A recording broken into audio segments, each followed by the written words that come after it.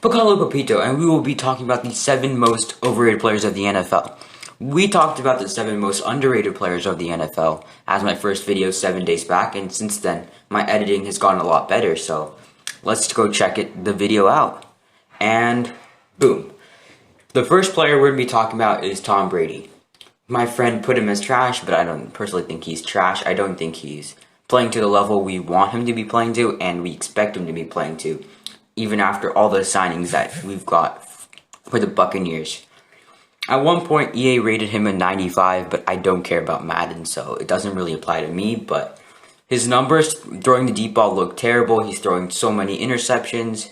He's looking kind of lost now, and he's also got an argument with Bruce Arians now, and Bruce Arians is not satisfied with him, so this could be the end for Brady in the Bucs system.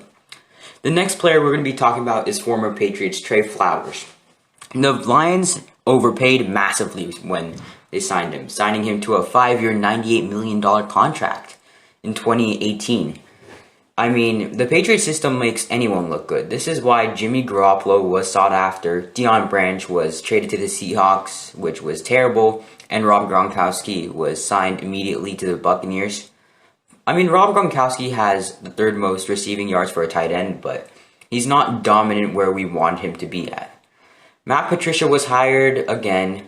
The Patriots system makes anyone look good, so he turned out to be terrible, and he got fired, so the Lions took a big dub with that. But Trey Flowers also got signed due to a good season, not a great season, but a good season, and he's massively underperformed, and he is a big waste of money, so I hope the Lions can sort that out and get rid of him.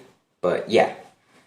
The 3rd player I'll be talking about is Odell Beckham Jr. People will still talk about that catch 6 years ago. 6 years ago, that catch happened and it got him on the map. We all know what it is, that 3-finger grab in the end zone with Brandon Carr all over him. Ever since that happened, he turned into a top receiver, got traded to the Browns, and underperformed massively. He barely got 1,000 yards last season. And that it can be down to Baker Mayfield playing like terrible. And also got another top receiver in Jarvis Landry, so half the targets went to him. But everyone expected him to bounce back and produce a top 5 season, a monster season. He's gotten injured, and anywhere before that, he still didn't look like a top 5 receiver. So I still think that people are like, oh my god, he's so good. He's great. He's a great player, but not to the level that where you put him at. So for that reason, he's the 3rd most overrated player on the list. The 4th player is David Johnson.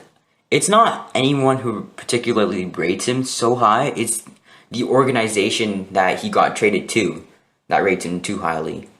They used him as a main piece with the 2nd rounder to ship off DeAndre Hopkins. It makes me choke saying that. But yeah, David Johnson is washed because of injury-related concerns.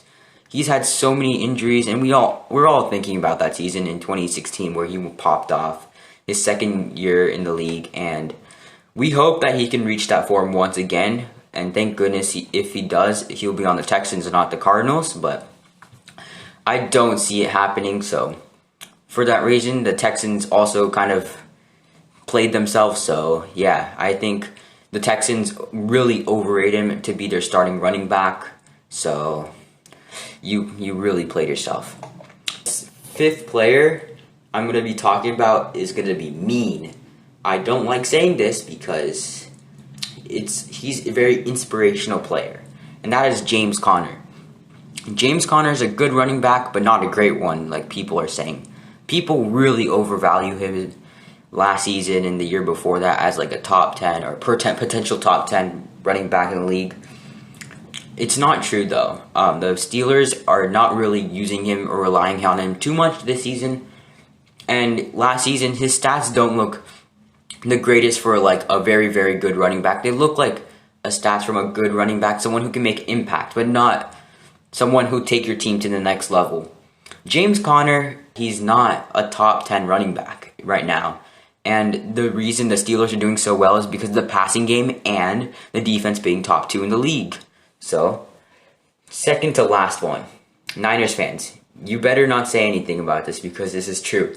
Raheem Mostert is overrated to heck? It is unfair because, yeah, he broke out, but he had no signs. So I'm thinking like it's going to be an anomaly, and he's going to go back to what he was, just a fringe player. And my friend who helps on this channel thought he was a top 10 running back. I'm calling you out here, but it's true because Raheem Mostert is not close to top 10. He's not even top 15 in my eyes, so I really feel bad for you, but it's kind of true what I'm saying here. And putting him anywhere near the top 15 range is lunacy. The 49ers get to rest him because they have a major running back dual threat with Jeff Wilson, Tevin Coleman, and him. And the last player I'll be talking about is Mike Williams. His numbers look good on the outside, and he makes crazy catches one-on-one. He's probably the Chargers Hail Mary threat if they had to throw one. But he is so inconsistent.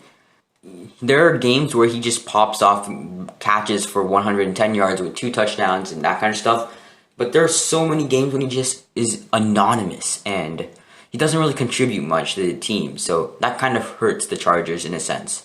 At least they've got Keenan Allen, Hunter Henry, Justin Herbert, and Austin Eckler to help carry that offense so that they don't really miss him as much. And that will be the end of the video. Please like, comment, and subscribe. We'll be trying to get to 30 as soon as we can. We're at 25 right now, so please share this video with your friends and promote it. And peace.